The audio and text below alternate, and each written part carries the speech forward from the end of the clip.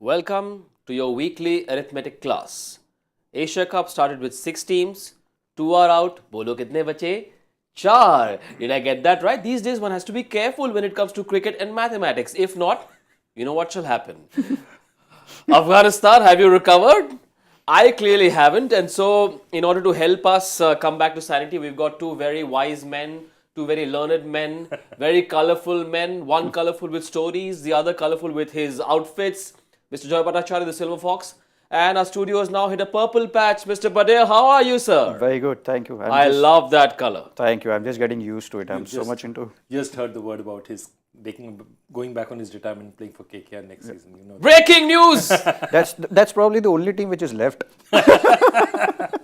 I'm only interested in his clothes because he's the only expert whose clothes might just fit me with minimal alterations. So Yeah. please lock them up nicely. Yeah. But have you guys recovered from that absolutely bizarre climax last night? Not really. I was just thinking. I wasn't doing any show yesterday. I was just watching the game, and it was really. I couldn't understand that what was analyst and coach were doing there. I think there is a reason why the supports the coaches and the analysts are called support staff, that you're supposed to support players and provide them the right kind of information. And it was a bizarre statement from Jonathan Trott. I think I couldn't understand and why they didn't know. It's not broadcaster's job to give you all the possibilities. It is your job to give you all the possibilities to all the players. Where broadcaster's job is to give possibilities to viewers, not to the team. Whatever they did, they provided little bit whatever they had to do it. But about all the possibilities of getting hit for a 6 or a 4 of last ball, I think it was team analyst and coach's job. So I saw a lot of chatter on YouTube, on Twitter, on Instagram. There is a whole lot of confusion in the viewers' minds, in the minds of the fans. They're wondering if the tournament organizers should have informed. Some are saying the broadcaster should have. And clearly from what Parthiv is saying, it's the team that should have been more careful. Absolutely, because see, remember, it's not Duckworth Lewis, where the responsibility is on the match referee and the umpires to get you the card. Yep. Here in your case, it is completely on the teams because it's your run rate that matters. It's not the result of a match. Yep. Therefore, nothing comes into it. The only people who come into it are your own analysts. Yep. And I am actually even more disappointed.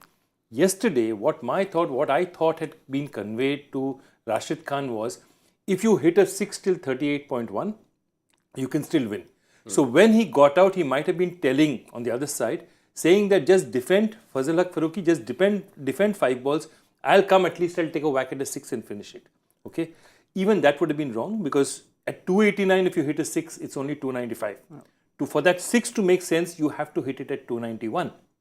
So the point of it is, I thought he was misinformed about that. The truth is, he thought that the moment he was dismissed, the dismissal happened. I think who was batting at that point in time? The batsman, their number 10.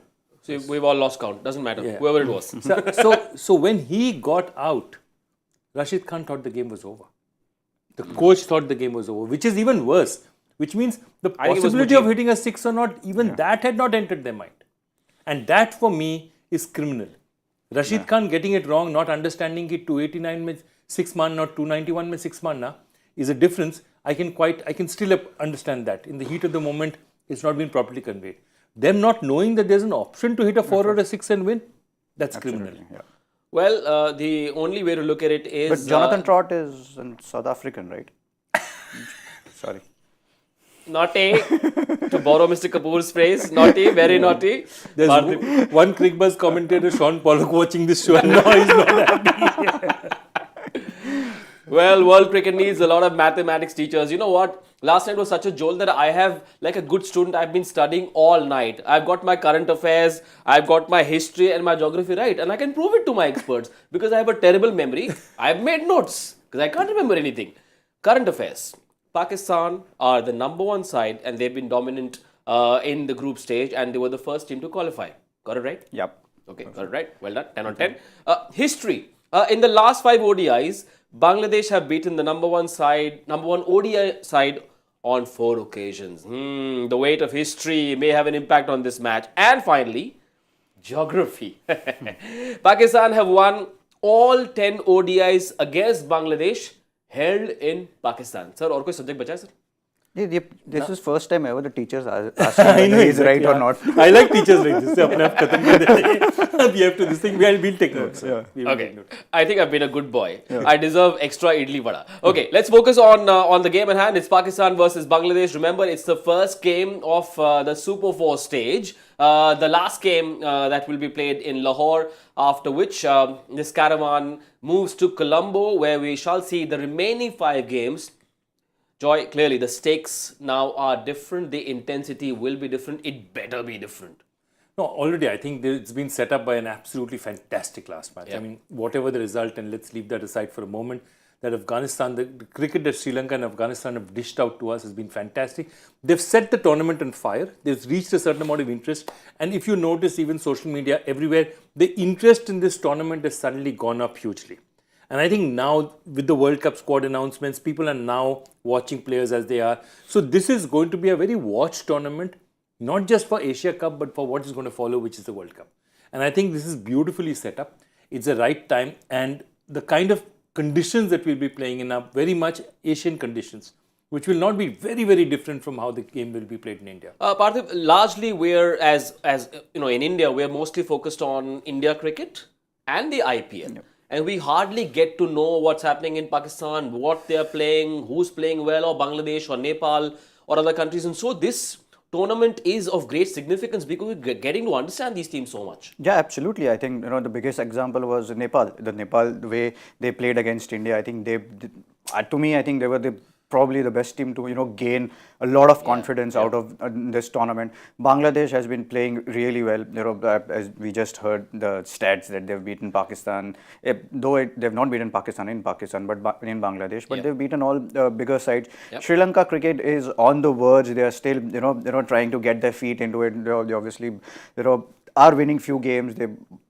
But I think to me, Indian cricket is something which we always look for, and I think all other teams are always looking to where India is going, where IPL is going. But I think Asia Cup has showed a lot of light to all other nations as well. Yes, it's good to see that cricket in Asia is in pretty good health, and there's so much talent coming through. Bangladesh playing in Lahore against Pakistan have won the toss, and they have decided to bat first. Now then, Nazmul Hossain Shanto missing out. Parthiv, how big a bolt is that, a loss is that? Because he was the man in form for them. And Nitin Das is coming. Yeah, absolutely. I think, you needed someone who's in a great form. He was in a great form. He got an 89 and 100. So, and batting at number 3. I think very, very crucial position to bat. And we all know who bats at number 3 for India. It's Virat Kohli.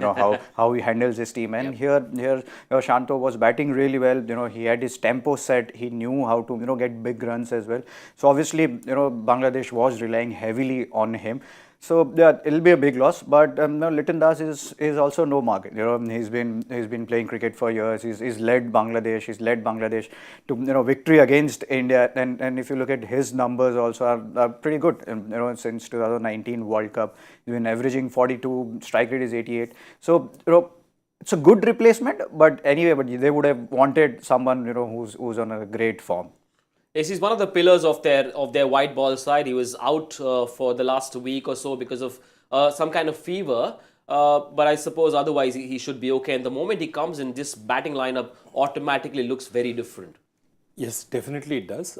But of course, Shanto going is also a huge blow for them. Yeah. In one way, they'll be happy that Litton got a chance to play this tournament. If no player had gone out, Litton would not be playing this tournament at all.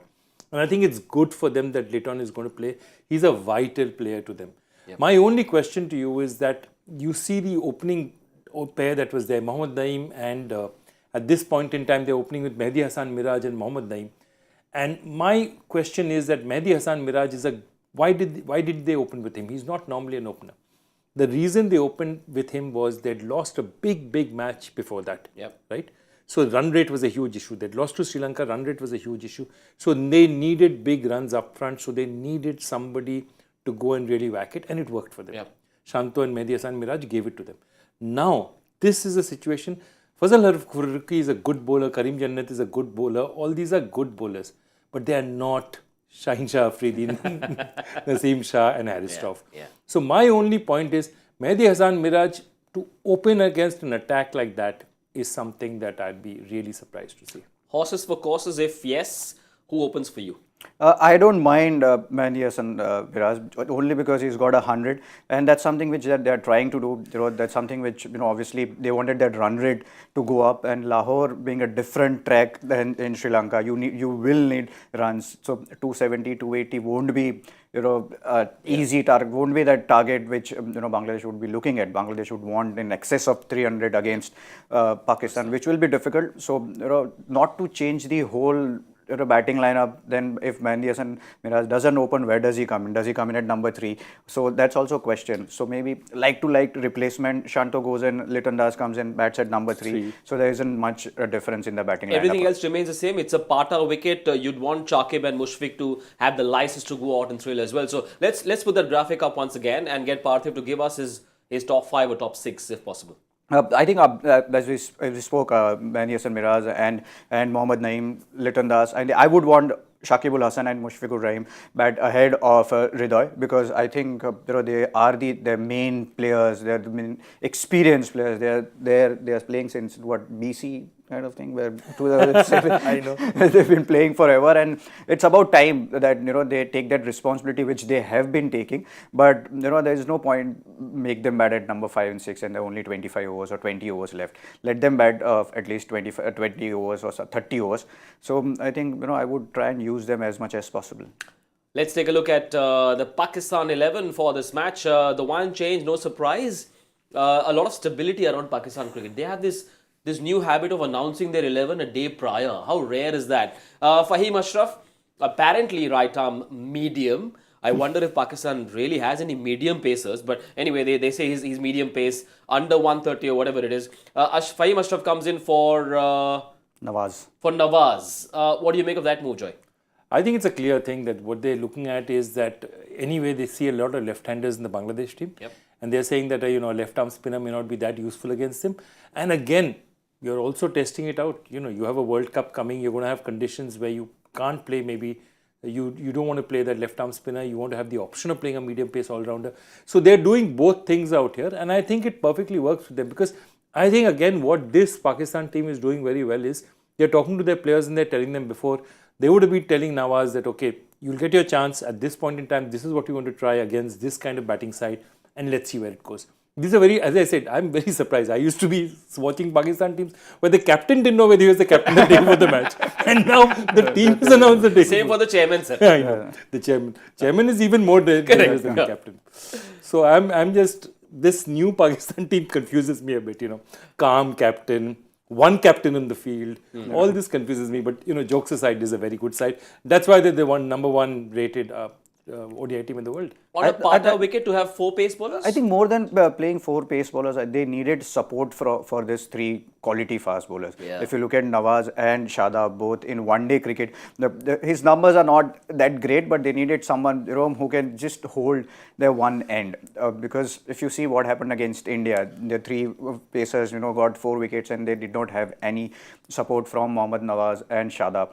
See, mind you, Shadab has got wickets, but he's a completely different bowler in a T20 format, and when it comes to a 50-over format, he's not as consistent as he has been in T20 format. So they needed a 4th bowler who can actually contain, so that they can keep attacking from the other end with those 3 quality fast bowlers.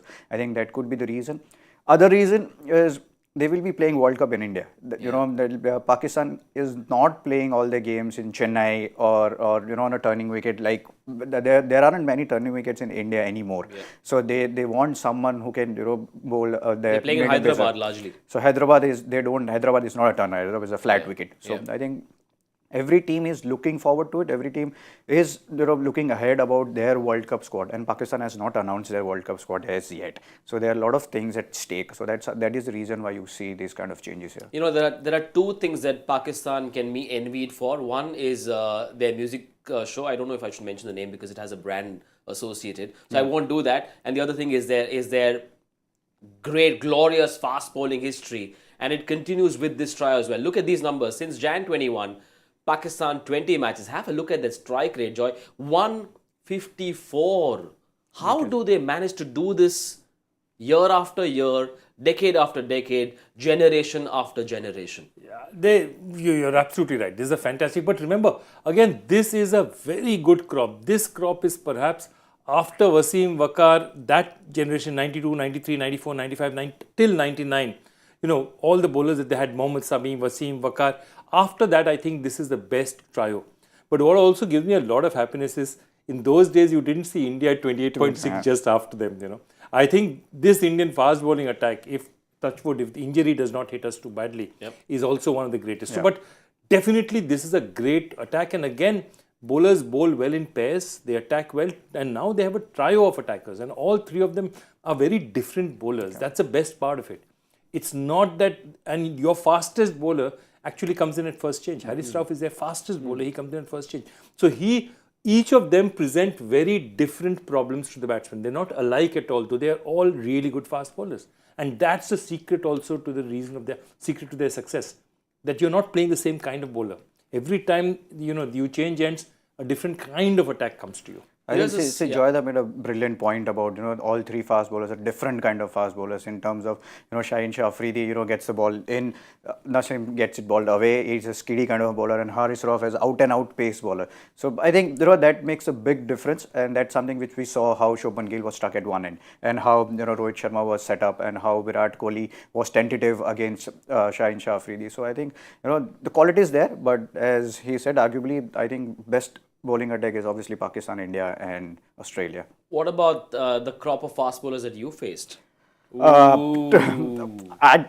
remember facing Shoaib Akhtar in a test match in Rawalpindi with the... There's a story coming up. Children, watch and listen attentively. Yes, sir, go on. So we're playing a test match. There were 13 overs to play. I played a couple of overs of Shoaib Akhtar, and then I went to non-strike and he bowled a few overs to Rahul Dravid. And while we were walking back, I asked Rahul Dravid, was he bowling that quick to me also? Because it was that quick.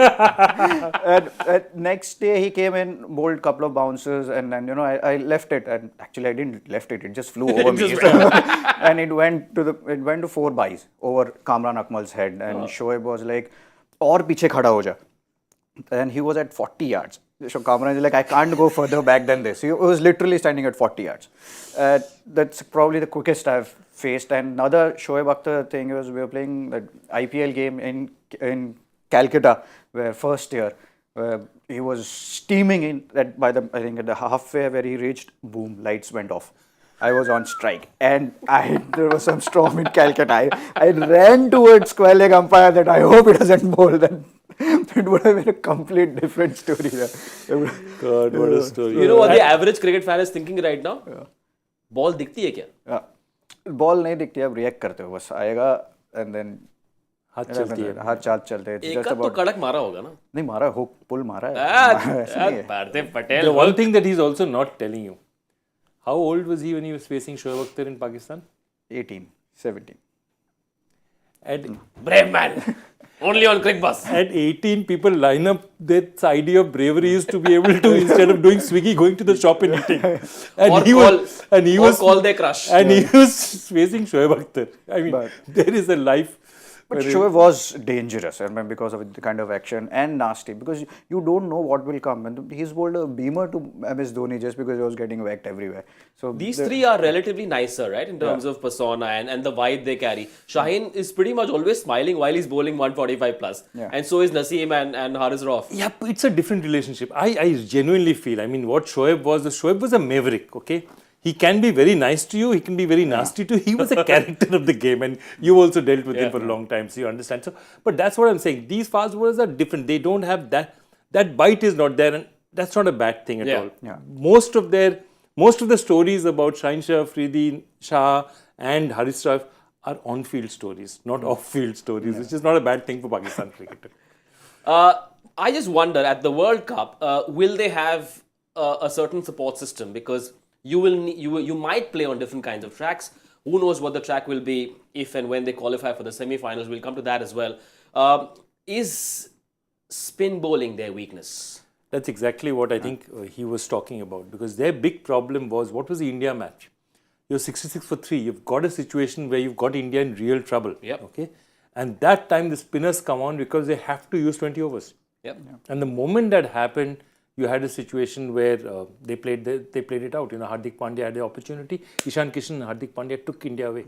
At that point, if they had another really good bowler coming in and putting pressure, if you got another couple of wickets, things would have looked very different. Eventually, what happened?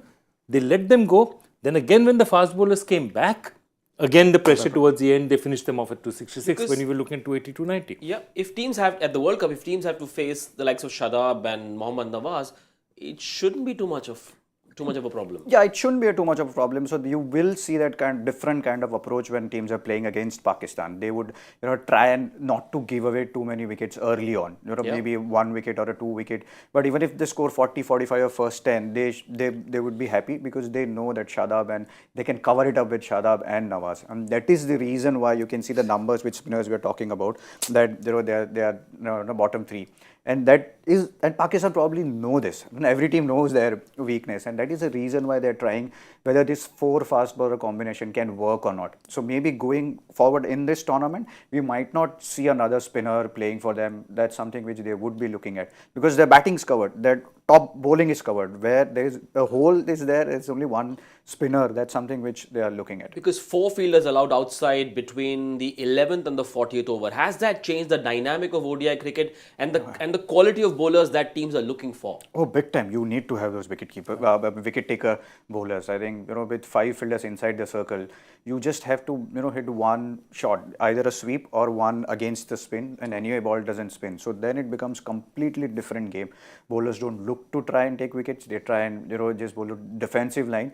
With those quality, I think, that is the reason why Naseem is someone, is not an attacking bowler. He's a defensive bowler. And in one-day cricket, in middle overs, a defensive bowler doesn't work. Joy, I grew up in an era where we saw Mushtaq Ahmed, Saqlain Mushtaq really troubling batters across the world.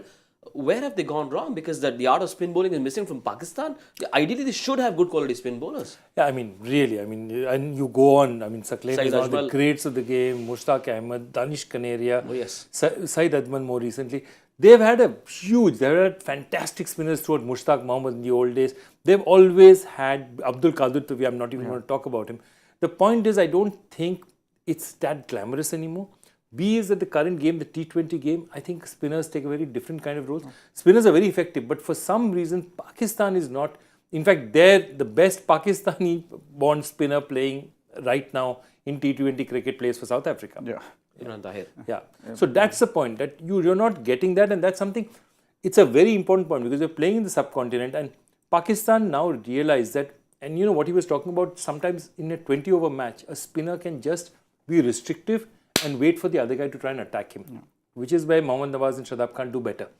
But the moment it is that you have to bowl 10 overs and there are only 4 fielders outside, and that's also one of the reasons you'll see from that rule change onwards, you've seen the part-time bowler is no longer a part-time bowler. Yeah. Remember, India used to, at one time, 8 bowlers used to bowl for India. Sehwag would come and bowl, Sachin would bowl. Everyone would bowl. Yeah.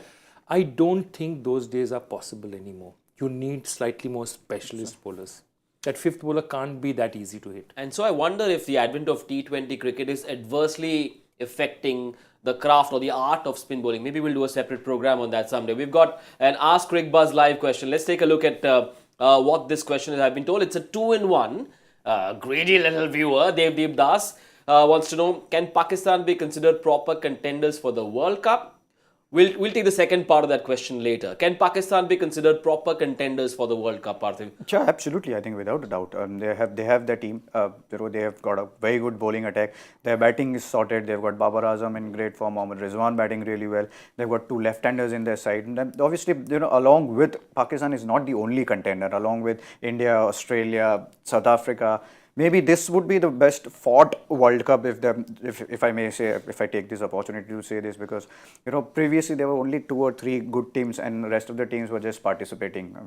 No disrespect to anyone, but now if you see how England is playing, how Australia is playing, especially those teams have come to India and have beaten India. Yeah. So that means they will have that confidence. So yeah, answering to that question, yes, Pakistan is definitely a contender. There's also this bit on aggression which we will take up on that mid-game show, unless we have enough time for it. Do we? I think we do. Let's put up that graphic once again and let me get Joy to weigh in on this. He talks about aggression. Is Babar Azam aggressive enough to make them fearsome? Let's define the word aggressive. Okay, first let me come to 0.1. Yep. Which part of number one in the ODI rankings do we not understand? Correct. Which part of it do we not understand? There must be a reason why they're number one in the Correct. rankings. Clearly they've not been beating Papua New Guinea and getting there. Right? Correct. So that's first, so my point on the first is obviously they're contenders. They're the number one ODI side in the world. And that doesn't mean they'll win, but they're definitely good enough to win. And no matter what we say about Pakistan's spin being a little bit of an Achilles heel, all teams have an Achilles heel right now. Each and every one of the teams, even all the top 4-5 teams that he's talking about, all of them have one issue. Babar Azam, aggressive. Again, how do you define aggression?